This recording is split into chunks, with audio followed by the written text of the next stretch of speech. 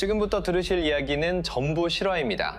인구 1000만도 안 되는 이 작은 나라는 어떻게 중동 전체를 벌벌 떨게 만드는 괴물 같은 첩보기관을 키워냈을까요? 한번 생각해 보세요. 이란이 모사드 요원만 골라서 잡으라고 특수 방첩부대를 하나 만들었는데 몇 달 뒤 내부 감찰을 돌려보니 그 부대의 대장부터 대원 전원까지 전부 모사드 사람이었습니다. 이게 지어낸 얘기가 아니에요. 이란 전직 대통령이 카메라 앞에서 직접 시인한 내용이죠. 이게 끝이 아닙니다. 이 거대한 조직은 레바논 전역에서 호출기 수천 대를 동시에 터뜨렸고 적국 수도 한복판에 있는 최고위급 영빈관 벽 안에 2달 동안이나 폭탄을 숨겨놓고 타겟을 기다렸으며 지구 반대편 아르헨티나 골목에선 나치 전범 한 명을 단 90초 만에 낚아챘습니다. 그래서 오늘은 지난 70년 넘게 세계 첩보사의 판을 통째로 뒤흔들어온 이스라엘 해외 첩보기관 모사드, 그 정체를 하나씩 파헤쳐 보겠습니다. 구독, 좋아요. 먼저 이 조직이 왜 이렇게까지 독해져야 했는지부터 짚어야 합니다. 상황을 그림으로 그려볼게요. 1948년 5월 14일 이스라엘 건국 선언. 그런데 축하 샴페인이 채 식기도 전에 주변 아랍 5나라가 동시에 국경을 넘어왔습니다. 이집트, 요르단, 시리아, 레바논, 이라크. 당시 이스라엘 인구는 고작 80만 명이었는데 맞은편 5개국 연합군의 총 인구는 무려 3천만 명에 달했습니다. 지금 우리나라 기준으로 치면 인구 80만의 청주시 하나가 대한민국 전체 인구의 절반이 훌쩍 넘는 3천만 명을 상대로 맞짱을 뜨는 구도였던 거죠. 정면 승부로는 답이 없는 게임이었습니다. 그래서 이 나라가 일찍 깨달은 원칙이 하나 있었어요. 총알이 부족하면 상대의 머릿속을 먼저 들여다봐야 한다는 것. 그게 유일한 생존법이었거든요. 결국 1949년 12월 총리실 직속으로 작은 사무실 하나가 문을 엽니다. 히브리어로 모사드, 뜻은 그냥 연구소예요. 첩보기관 이름치고는 지나치게 밋밋하죠. 그런데 이 밋밋한 이름 뒤에는 진짜 괴물 같은 무기가 숨어 있었습니다. 바로 전 세계에 흩어져 살던 유대인 네트워크였어요. 뉴욕의 호텔 사장님, 파리의 의사 선생님, 런던의 무역회사 직원, 월급 한 푼 안 받는 평범한 민간인 수만 명이 필요한 순간 방 한 칸을 내주고 차를 빌려주고 위조 서류를 건네주는 조력자로 깔려 있었던 겁니다. 결국 80만 인구의 나라가 전 세계 수만 명의 눈과 귀를 덤으로 갖고 시작한 셈이죠. 자, 그럼 이제 이 조직이 세계의 간담을 서늘하게 만든 첫 번째 전설로 들어가 보겠습니다. 15년을 기다린 끝에 단 90초 만에 끝낸 납치극이에요. 때는 1960년 5월 11일 저녁. 장소는 아르헨티나 부에노스아이레스 외곽 가리발디 거리였습니다. 중년 남자 한 명이 버스에서 내렸어요. 손에는 꽃다발 하나. 결혼 25주년 기념일이라 집으로 가는 길이었습니다. 이웃들은 그를 리카르도 클레멘트라고 알고 있었어요. 메르세데스 공장에 다니는 조용한 독일계 이민자 정도로요. 그런데 이 남자의 진짜 이름은 아돌프 아이히만이었습니다. 불과 15년 전 유럽에서 유대인 600만 명을 열차에 실어 가스실로 보낸 그 행정 총책임자였죠. 가스실 운영 스케줄을 마치 열차 시간표를 짜듯 관리했던 인간이에요. 그런 사람이 종전과 함께 이름을 지우고 바티칸 일부 인사들의 도움으로 아르헨티나까지 도망쳐 10년 넘게 숨죽이며 살고 있었던 겁니다. 그런데 여기서 소름 돋는 반전이 터집니다.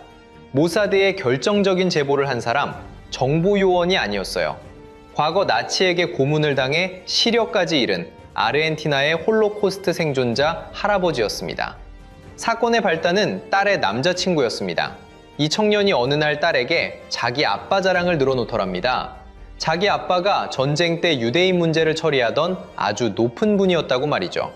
확인해보니 청년의 성이 바로 아이히만이었습니다. 할아버지는 침착하게 딸을 이용해 아이히만의 은신처 주소를 알아냈고 이 단서를 곧바로 독일의 나치 전범 추적 검사에게 넘겼습니다. 결국 무자비한 가해자가 자기 아들의 가벼운 입놀림 때문에 피해자의 손에 꼬리를 잡히게 된 셈이죠. 제보를 받은 모사드 요원들은 곧바로 부에노스아이레스로 날아갔습니다. 문제는 세월이 15년이나 흘러서 얼굴만으로는 확신이 안 섰다는 거였어요. 여기서 나온 방법이 B 모양 비교였습니다. 지문처럼 사람마다 고유하고 나이가 들어도 잘 안 변하는 게 바로 귓바퀴거든요.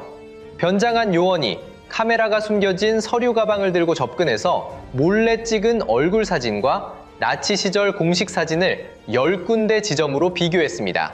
결과는 완벽한 일치. 이 남자는 아이히만이다. 이렇게 확신이 선 거죠. 드디어 작전 당일 저녁, 정류장 앞에 차 2대가 세워져 있었습니다. 그런데 그날따라 아이히만이 평소보다 2시간이나 늦게 버스에서 내렸어요. 요원들은 식은땀을 흘리며 계속 기다려야 했고요.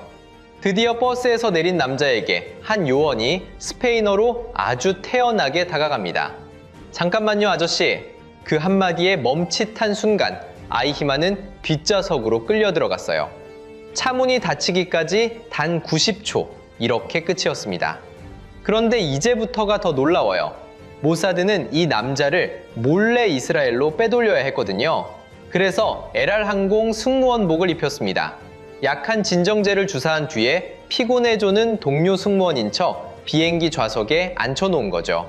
공항 심사대는 명단만 훑어보고 그대로 통과시켰고요. 결국 600만 명을 열차에 실어보냈던 남자가 이번엔 자기가 이스라엘 국적기 승무원석에 앉아 예루살렘에 도착한 겁니다. 이듬해 그는 유리 방탄 박스 안에서 전 세계 생중계 재판을 받았고 1962년에 교수형에 처해졌어요.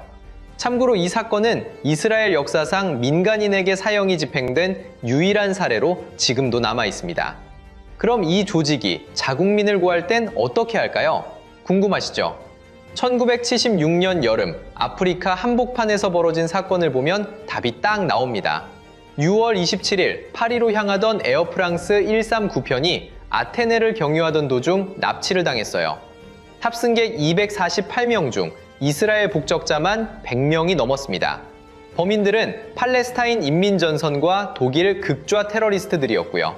문제는 이들이 비행기를 끌고 간 곳이었습니다.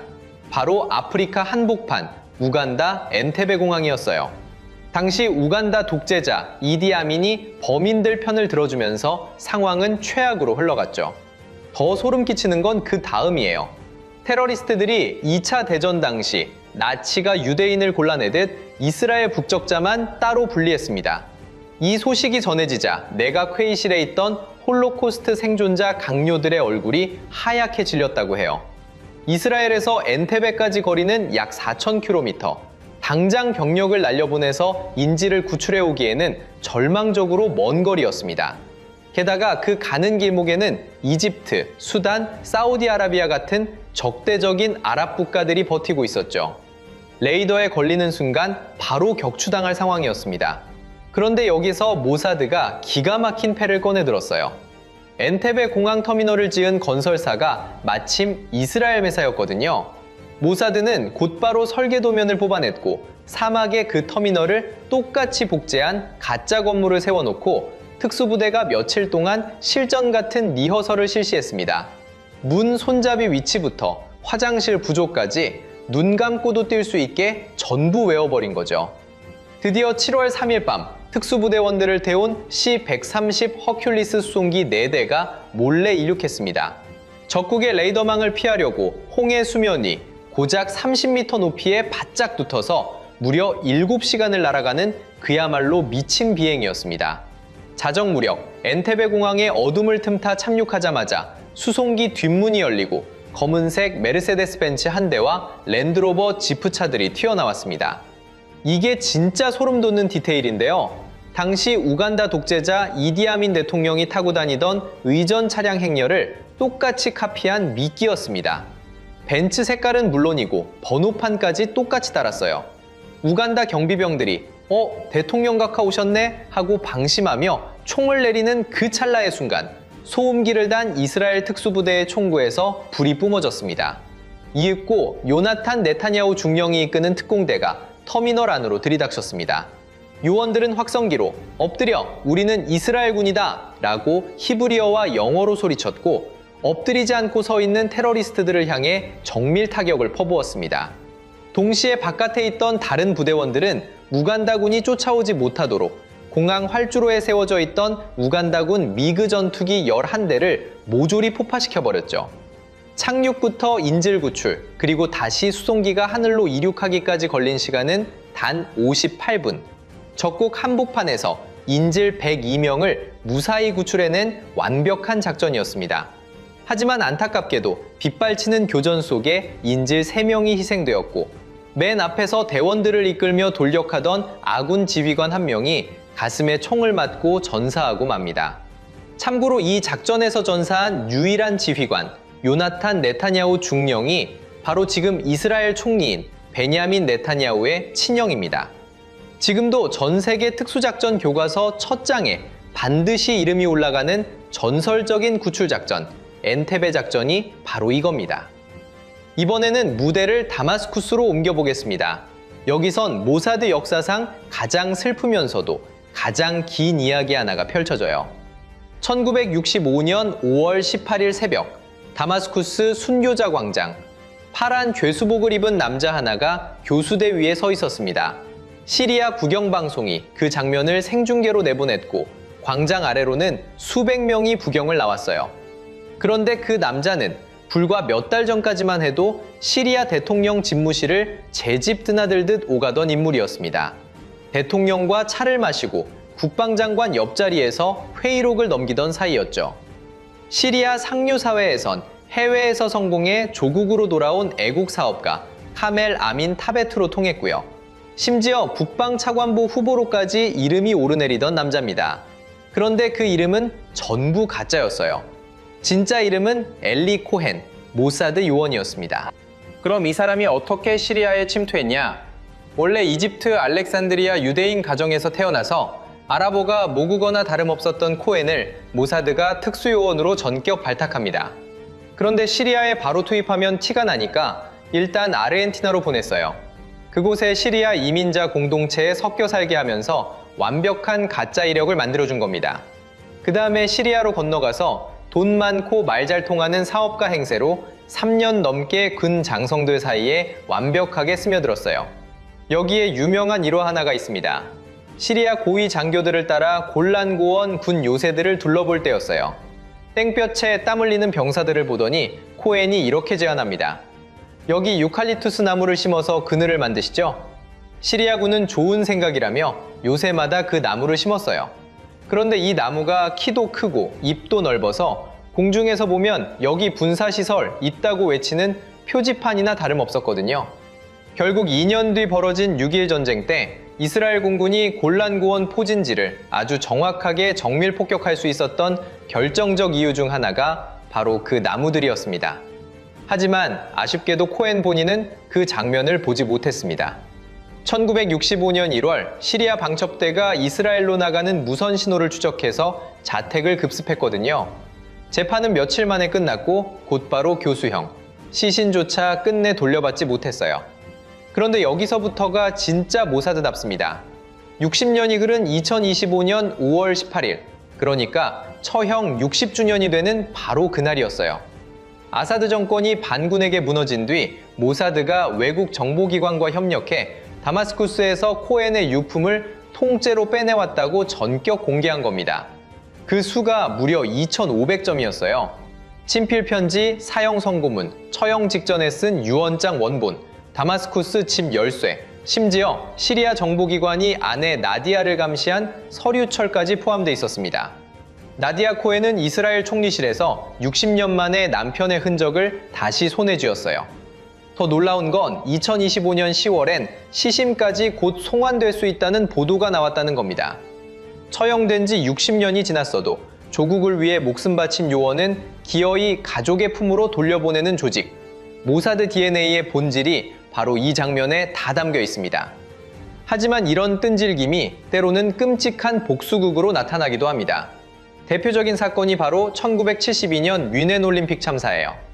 1972년 9월 5일 새벽 독일 뮌헨 올림픽 선수촌에서 검은 9월단이라는 팔레스타인 무장조직 요원 8명이 담을 넘어 이스라엘 숙소를 덮쳤어요. 그 자리에서 코치 1명과 역도 선수 1명을 사살하고 9명을 인질로 잡았습니다. 전 세계 카메라가 선수촌을 둘러싼 가운데 22시간에 걸친 인질극이 생중계됐고 서독경찰이 공항에서 구출을 시도했는데 결과는 최악이었어요. 포위망이 좁혀오자 궁지에 몰린 테러범들은 인질들이 타고 있던 헬리콥터 안에 수류탄을 던져 9명 전원이 몰살당하고 만 겁니다. 처음에 희생된 2명까지 합쳐 결국 인질로 잡혔던 이스라엘 선수단 11명이 모두 목숨을 잃는 대참사로 끝이 났죠. 희생자 중에는 갓 태어난 딸을 네덜란드에 두고 뮌헨에 젊은 펜싱 코치도 있었어요. 며칠 뒤 예루살렘 총리실에서 골다 메이어 총리가 담배를 물고 짧게 한 문장을 내뱉었다고 전해집니다. 이 일에 손댄 자는 한 명도 남기지 말고 찾으라.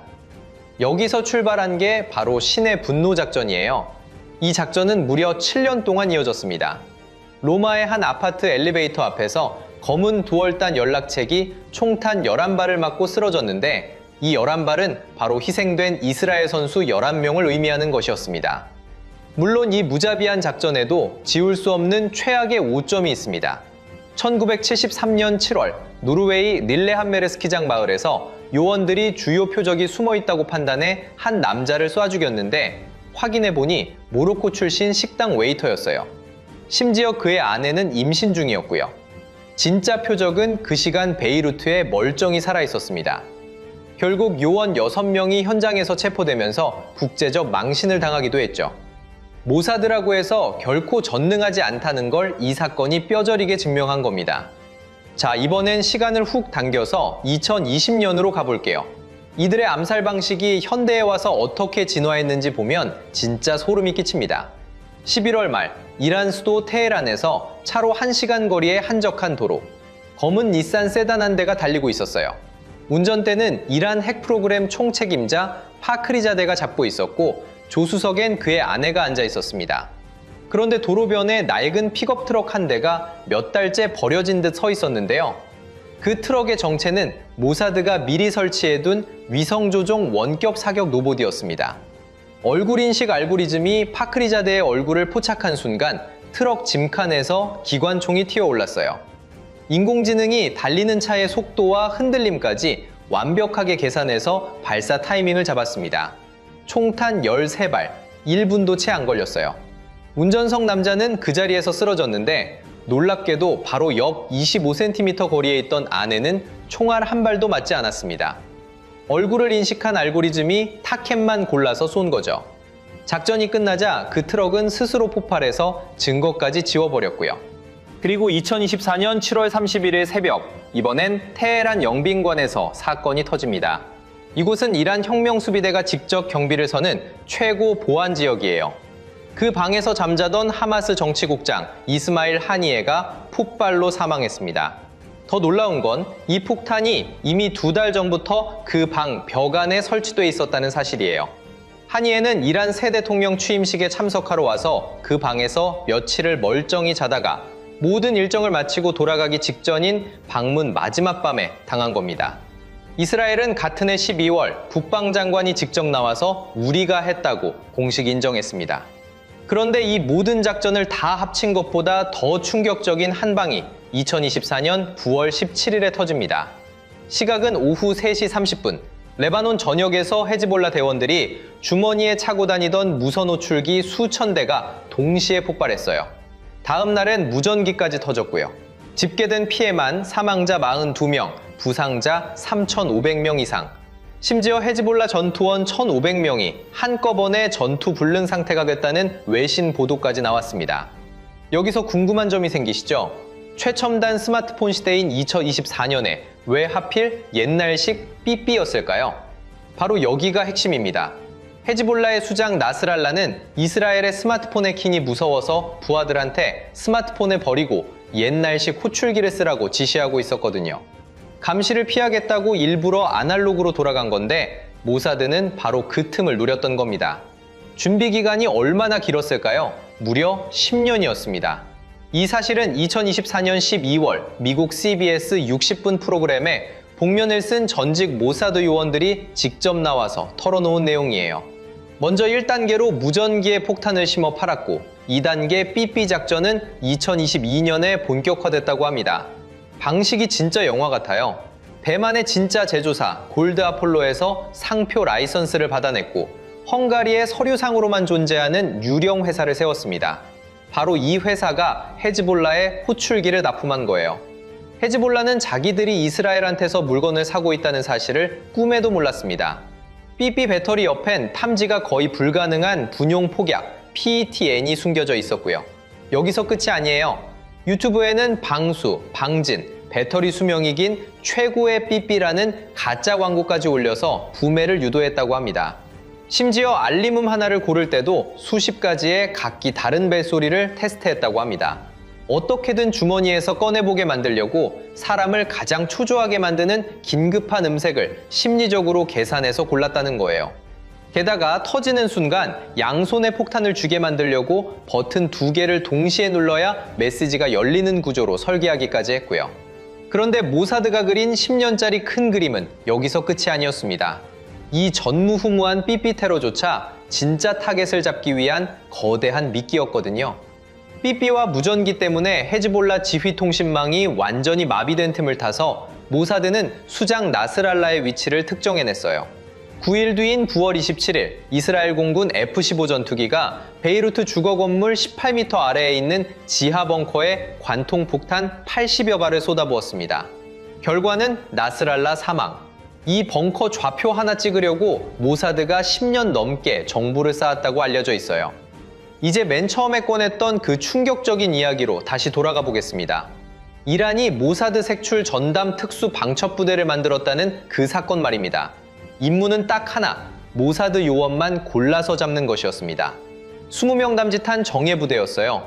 그런데 내부 감찰을 돌렸더니 황당한 결과가 나왔습니다.